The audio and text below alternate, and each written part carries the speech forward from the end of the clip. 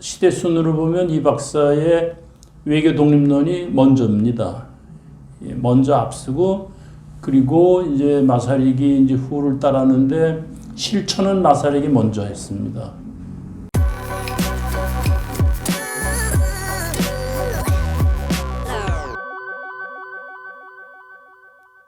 시청자 여러분 안녕하십니까? 연대에서 경제학을 가르치셨죠? 네. 김학은 교수님 모셨습니다. 안녕하십니까? 안녕하십니까. 네. 근데 선생님께서는 전공을 넘나드시면서 세브란스 편전도 쓰시고 네. 또 새로운 학문 영역을 개척하셨다고 생각합니다. 이걸 뭐라고 해야 될까요? 비교 독립학? 비교 예. 독립운동학? 예. 운동가. 비교 독립운동가. 예. 네.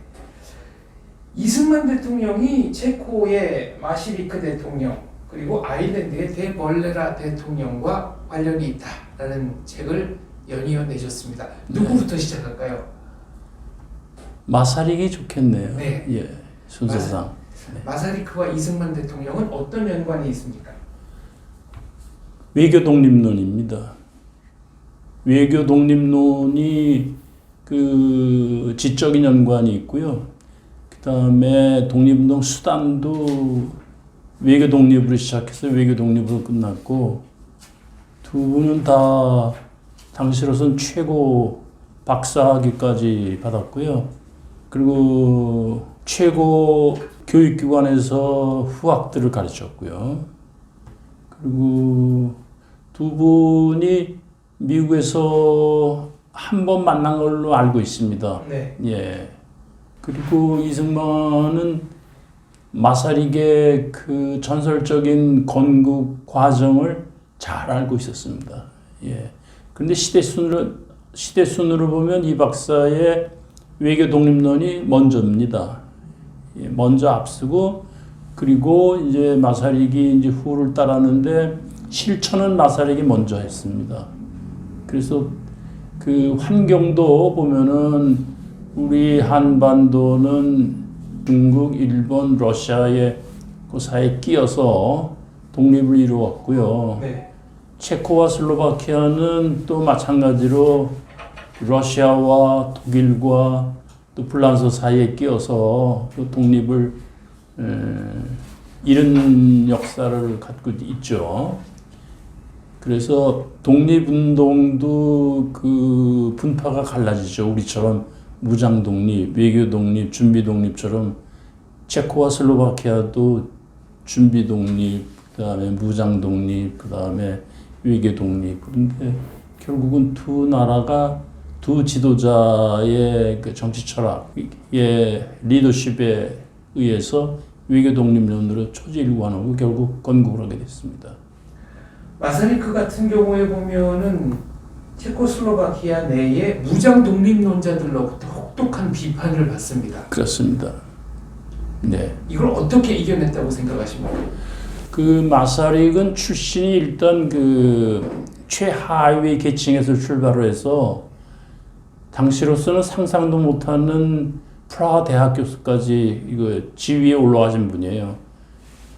그리고 11개 국어를 한다고 제가 기억하고 있습니다. 그러니까 독서량이 엄청나죠. 그래서 당시에 침체해 있던 체코와 슬로바키아의 어떠한 지식인보다도 상당히 앞서 있던 분이니까 자신감이 넘친 분입니다. 거의 독학으로 언어를 연마했다는 사실을 맞습니다. 인정했습니다. 예, 거의 독학으로 했습니다. 기회가 있을 때마다 그걸 놓치지 않고 독학으로 했습니다.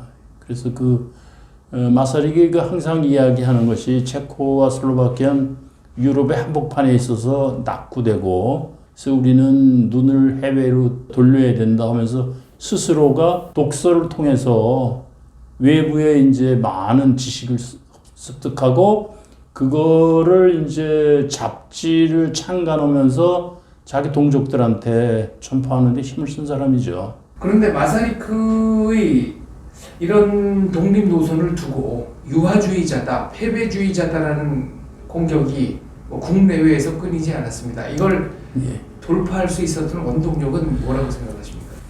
러시아 혁명하고 세계 제1차 대전이 말하자면 외부에서 여건을 주어진 거죠. 말하자면 러시아 혁명이 일어나면서 그동안에 체코와 슬로바키아에서 그 같은 슬라브 민족이라고 의존했던 그 독립이라기보다 그 우리말로 하면 저기죠. 친중파. 거긴 친러파가 몰라 그런 거예요. 그리고 그동안에 쭉 그 꾸준하게 독립 노선을 독자적으로 말하자면 우리 체코와 슬로바키아는 얀 후스의 전통을 가지고 있고 그 다음에 체코의 언어도 아주 우수한 언어다. 그 다음에 그 종교와 언어만 가지고도 우리는 독립할 수 있고 다른 민족에 비해서 결코 뒤처지지 않는다. 그런데 마사리게의 큰 무기는 진실처럼 사실처럼 중요한 게 없다.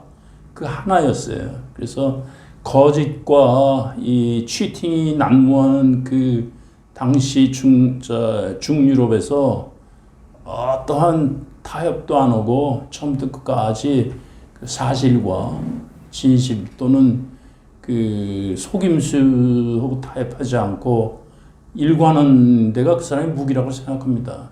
결국은 또 그거로 승리를 했죠. 네. 지금 동유럽 말씀하셨지만 폴란드를 지배하는 자가 전 유럽을 지배한다. 예. 체코슬로바키아를 어떻게 분할할 것인가 이런 것들이 당시 유럽에서 아주 상시적으로 논의되던 의제였을 만큼 그 폴란드, 체코슬로바키아는 뭐랄까요, 약소민족의 피해를 온몸으로 받아낸 곳이었습니다. 그렇죠. 네.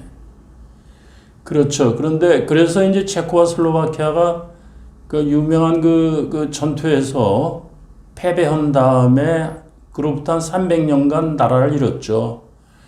그래서 그 비스마르크가 적절하게 설명했듯이 체코는 그 유럽의 핵심이다. 체코를 독일이 지배를 하면은 전 유럽을 지배하고 러시아가 지배를 하면 독일은 잃어버린다. 그럴 정도로 체코는 우리에게 중요하다. 지금 체코라고 그러지만 당시에는 체코와 슬로바키아 합쳐서 또 체코슬로바키아라는 나라 이름조차도 없었죠. 그냥 보헤미아라고 했죠. 그래서 나라 이름조차도 없이 그다음에 언어도 사라져가고 있었고 종교도 강제로 이제 사라져가고 있었죠. 근데 그거를 언어와 종교를 함께 간직하면서 그 체코의 정신을 그 살려서 독립을 시키는 데 성공한 인물이라고 볼 수가 있습니다.